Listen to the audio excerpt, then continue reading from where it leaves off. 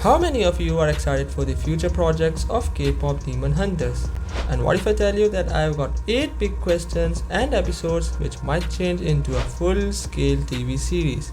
Of course a sequel will happen, but this video is about a TV show which will explore everything in its 8 long episodes. So hit the like button if you believe this movie will bring an Oscar, and tell me which girl from Huntrix is matching your personality. I'm your host Aryan with the full description of each episode from K-Pop Demon Hunters, the TV series.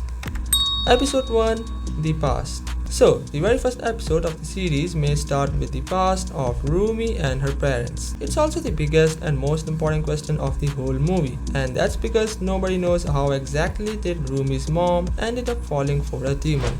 Was she practicing some sort of witchcraft to save the Horn Moon, or is there a whole darker theory about it?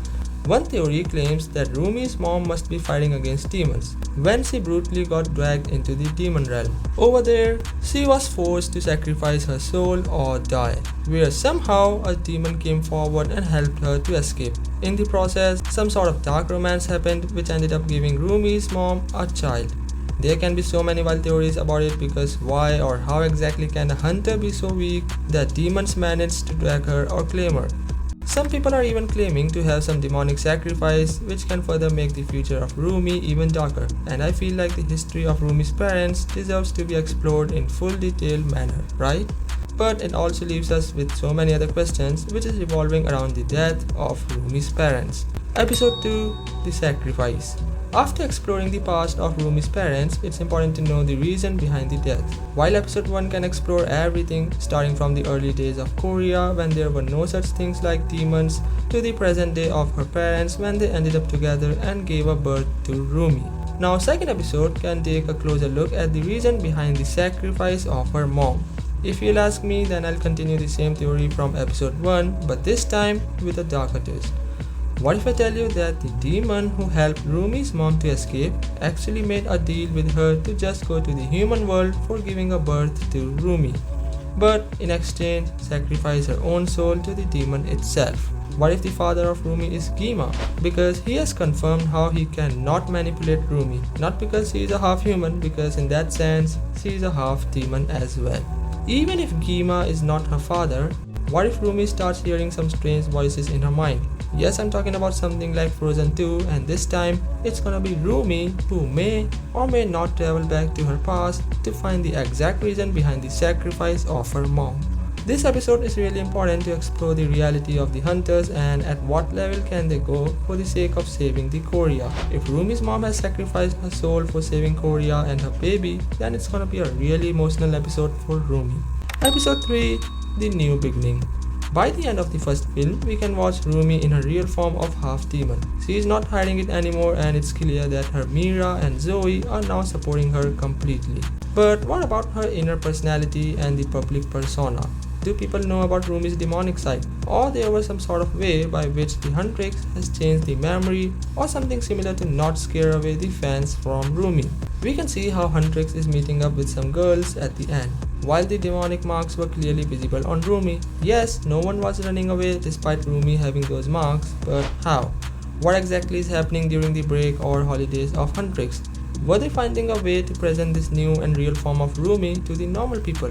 Of course, there must be so many issues, one of which can be the lack of trust in the audience, because at the end, Rumi was hiding something which can completely change the whole perspective of their fans. It would be really fun to explore how Huntrix actually managed to make fans accept Rumi in a real half-demonic form. Episode 4, Celine's Fate. So, one of the most challenging characters apart from Rumi herself was your Celine.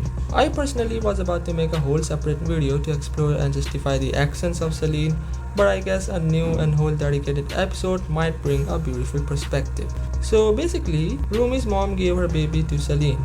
While we can easily blame her to teach Rumi to hide her reality or gave her the pressure and some trauma, I feel like Celine was clearly not at fault.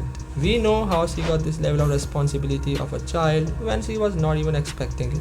Upon that, Celine herself was growing in a mindset of how demons deserve to die. Now that she was having a child who is a half demon, the very first thing that came in her mind was to hide it from the world. It's not her fault because that's exactly the thing she was fighting against, the demons, right? And we can see her influence on the Huntrix when they are saying the dialogues like demons don't really have feelings and they deserve to die. So while people may continue to blame her, we need a full episode to explore the future of Celine and what her relationship with Rumi is now looking like, especially when Rumi has revealed her real form to the world. The episode may explore some new challenges where rather than Rumi, it can be Celine who might be facing the trauma and regrets of her actions, even if she was not at fault. She might bring a distance between herself and the Huntrix, and I feel like this episode would be a lovely draw to bridge the gap and give Celine what she really deserves. If this is the Honmoon I'm supposed to protect, I'm glad to see it destroyed. Episode 5, The Return of Saja Boys. Yes, it's the episode which is highly possible if the series ever takes place, and that's because of their two members, Baby and Romance. Both of them escaped the final battle and nobody knows where to find them. Chances are high that both of these members return to their demon realm where they might try to start from the scratch. We also know how the Horn Moon is not golden but blue, and it means that the doors for the return of the demons are always open. What if they made a new group of demons, and especially when they now knows the reality of the human world and has some sort of experience of fighting against the Huntrix itself?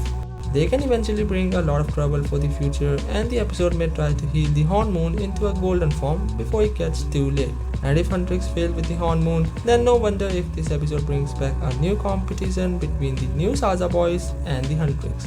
Yes, we'll be going to the next episode, which is a direct continuation of this one, and I think you should hear it by yourself. Episode 6, Is Gwi-Ma Really Dead? If we are expecting a new Saja Boys, then why not expect a new entity or Demon King? The film has never said or confirmed the full final death of Gwi-Ma, right? In fact, he is more like a spiritual or demonic entity who can easily be recreated even with a tiny sense of soul. Baby and Romance are alive and they know Gwi-Ma with all sense of knowledge.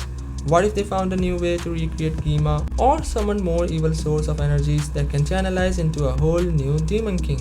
Episode 7, The Fun with Tiger and Crow.